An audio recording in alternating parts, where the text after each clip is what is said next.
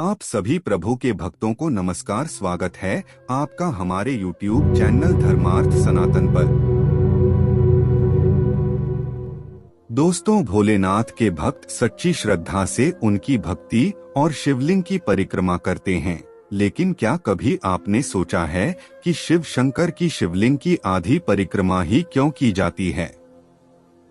बता दें कि शिव पुराण के साथ कई और शास्त्रों में शिवलिंग की आधी परिक्रमा करने का ही विधान बताया गया है। ऐसा करने के पीछे भी कारण है। माना जाता है कि धार्मिक रूप से शिवलिंग को शिव और शक्ति दोनों की सम्मिलित ऊर्जा का प्रतीक माना जाता है। शिवलिंग की परिक्रमा क्यों नहीं की जाती है? पौराणिक कथा।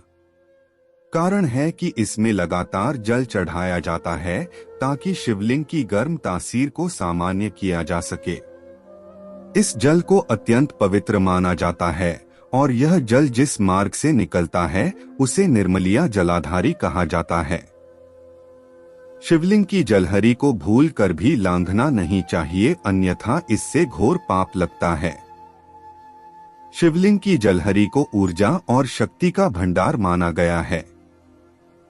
यदि परिक्रमा करते समय इसे लांघा जाए तो मनुष्य को शारीरिक परेशानियों के साथ ही शारीरिक ऊर्जा हानि का सामना करना पड़ सकता है। शिवलिंग की पूर्ण परिक्रमा से शरीर पर से 5 तरह के विपरीत प्रभाव पड़ते हैं। इससे देवदत्त और धनंजय वायु के प्रवाह में रुकावट पैदा हो जाती है। इसी वजह से शारीरिक और मानसिक दोनों ही तरह का कष्ट उत्पन्न होता है। शिवलिंग की अर्ध चंद्रमा प्रदक्षिणा ही हमेशा करना चाहिए। शिवलिंग की परिक्रमा। शिवलिंग की परिक्रमा करने से कुछ नियम है। किसी भी देवी देवता की परिक्रमा दाएं ओर से की जाती है, जबकि शिव जी की परिक्रमा बाईं तरफ से की जाती है, जिसके बाद जलाधारी के वापस दाएं ओर से लौटना होता है। शिवलिंग पर भूल कर भी मेहंदी या हल्दी नहीं चढ़ाने चाहिए। दरअसल इन चीजों का इस्तेमाल देवी की पूजा के लिए किया जाता है। साथ ही इस बात का भी ध्यान रखना चाहिए कि भगवान शिव की पूजा करते समय आपका मुंह दक्षिण की ओर होना चाहिए। शिवलिंग की पूजा या परिक्रमा करने के बाद कभी भी उसके ऊपरी हिस्से को नहीं छूना चाहिए। इस बात का भी खास ख्याल रखें कि जलधारी के सामने खड़े होकर कभी भी शिवलिंग की पूजा न करें। शास्त्रों के अनुसार शिवलिंग की परिक्रमा हमेशा बाईं तरफ से की जाती है। ऐसा करने से ही शिव पूजन का विशेष फल प्राप्त होता है। बाएं ओर से शुरू करके जलहरी तब जाकर वापस लौटकर दूसरी ओर से परिक्रमा करें। इसके साथ विपरीत दिशा में लौट दूसरे सिरे तक आकर परिक्रमा पूरी करें। इसे शिवलिंग की आधी परिक्रमा भी कहा जाता है। इस बात का ख्याल रखें कि परिक्रमा दाएं तरफ से कभी भी शुरू नहीं करनी चाहिए। शिवलिंग की आधी परिक्रमा करने के साथ ही दिशा का भी ध्यान रखना चाहिए। साथ ही जलाधारी तक जाकर वापस लौटकर दूसरी ओर से परिक्रमा करनी चाहिए। कहा जाता है कि कहीं कहीं पर शिवलिंग पर चढ़ाया हुआ जल सीधे भूमि में चला जाता है या कहीं कहीं जलाधारी ढकी हुई होती है। ऐसी स्थिति में शिवलिंग की पूरी परिक्रमा की जा सकती है, यानी ऐसे में जलाधारी को लागने में दोष नहीं लगता। शिवलिंग के महत्व।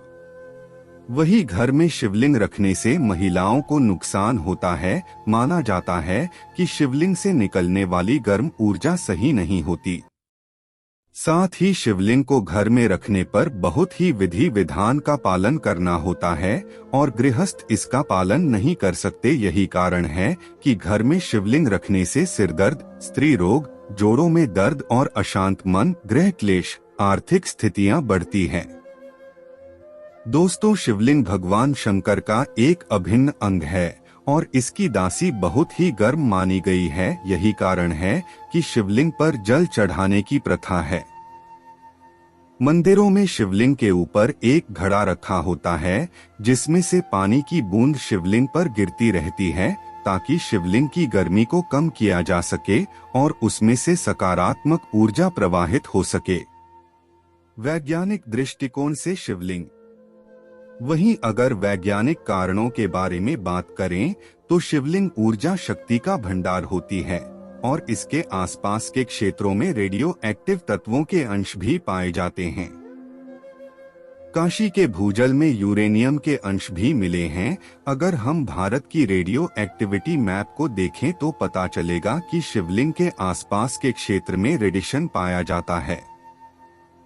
यदि आपने एटॉमिक रिएक्टर सेंटर के आकार पर गौर किया हो तो शिवलिंग के आकार और एटॉमिक रिएक्टर सेंटर के आकार में आपको समानता नजर आएगी। ऐसे में शिवलिंग पर चढ़े जल में इतनी ज्यादा ऊर्जा होती है कि इसे लागने से व्यक्ति को बहुत नुकसान हो सकता है। इसीलिए शिवलिंग की जलाधारी को लांघने की मना की गई है। आपको हमारी बताई गई जानकारी कैसी लगी कमेंट्स में जरूर बताएं और आगे भी ऐसी रोचक और धार्मिक जानकारी के लिए चैनल को सब्सक्राइब करें। धन्यवाद। जय श्री राम।